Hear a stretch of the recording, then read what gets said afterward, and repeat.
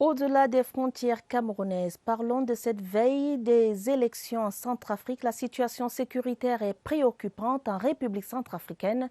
La communauté économique des États de l'Afrique centrale a pris position ce samedi. C'était au cours d'un sommet extraordinaire des chefs d'État tenu par visioconférence sous la houlette de Denis Sassou Nguesso du Congo.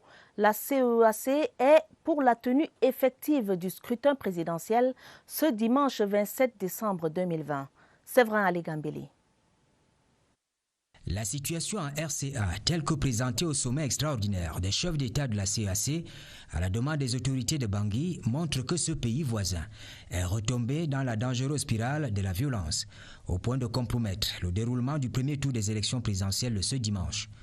Le débat ouvert par le président Denis Sassou Nguesso, président en exercice de la CEEAC, avait pour vocation de faire jouer à fond les principes de solidarité, de non-indifférence et de subsidiarité qui fondent l'existence de la communauté économique régionale. La République centrafricaine se tourne vers sa communauté en lui faisant appel en tant que garant de l'accord politique pour la paix et la réconciliation.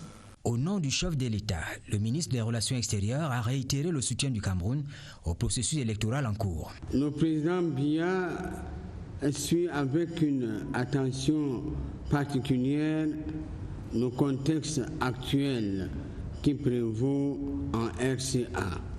Le Cameroun condamne avec la plus grande fermeté toute tentative, sous quelque forme qu'elle soit, de déstabilisation des institutions républicaine en RCA. Au demeurant, et c'est l'essence du communiqué final de ces assises virtuelles, la CEEAC est pour l'organisation du scrutin présidentiel à date. Elle est contre la dévolution du pouvoir par les armes.